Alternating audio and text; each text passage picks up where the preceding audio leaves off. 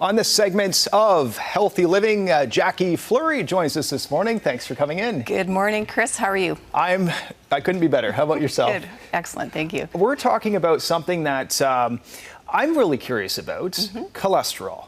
And we're going to clear up some of the myths because there is good cholesterol and bad cholesterol. Where do we start? Yeah. Well, first of all, cholesterol is a fat, and it's really important in terms of the health of your cell membranes.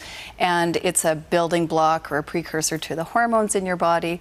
Plus, it's part of the makeup of your fat-soluble vitamins in your body, and it helps produce bile, which helps you digest and absorb your vitamins. So it has a very useful role to play in your body. Okay, so if we were to break it down and unpack the word cholesterol, there is good, there is bad. What do we know about the differences between those two? Well, so the bad cholesterol, that's your LDL cholesterol, and it kind of gets a bad rap, but for the most part, we'll call that the bad cholesterol. The HDL is your good or your helpful cholesterol, and then there's your triglycerides, which typically will go high if you're consuming a diet high in carbohydrates or sugars, or if you're diabetic, for example.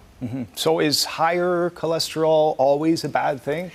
Well, you know what, if it's the wrong kind of cholesterol and it is too high, then it can create problems for you. But slight or moderate elevations in cholesterol can often be a sign that there's something else going on in your body. So, for example, you may see it elevated around menopause or with a thyroid condition. In men, it can be a sign that there's underlying inflammation in the body. So it oftentimes is a bit of a flag that there's something else going on in your body. So it just depends on the individual. For sure. Okay.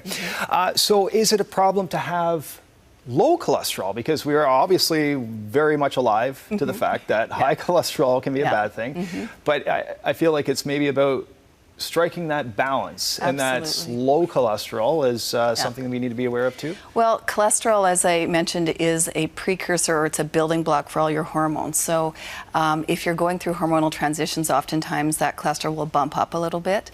And it's also a really important component in brain health. So your brain is predominantly made of fat. So if your cholesterol is running too low, that can affect your brain health. So you're right. You want to strike a balance for sure. Okay, so when you say brain health, what do you mean by, is it your ability to memorize or just to think clearly? Or? Yeah, your memory, your thought processes, things like brain fog, that can all be affected if your cholesterol is running too low. It's fascinating. Some of the things you don't necessarily think of until you throw all these factors in there, and could answer a lot of questions. What is the bottom line then? Well, so the bottom line is either too high or too low of cholesterol can be a sign that there's something else going on in your body, and it's worth investigating from a whole body perspective. So looking at diet and lifestyle and possibly some further hormonal testing just to see, is there something else going on in the body? Is there some chronic inflammation? That cholesterol is there for a reason. All right, so before we wrap up though, I'm a big egg eater. Somebody with a wheat allergy, I find that I fill up on eggs. Yes. So what do I need to know? Because oftentimes, as you say, eggs get a bad rap. They're known, they're at least perceived to have or be high in cholesterol. What do we need to know though? It's a great question. Eggs are a really healthy form of protein, and the cholesterol in the egg yolk is actually not as problematic as we've been led to believe.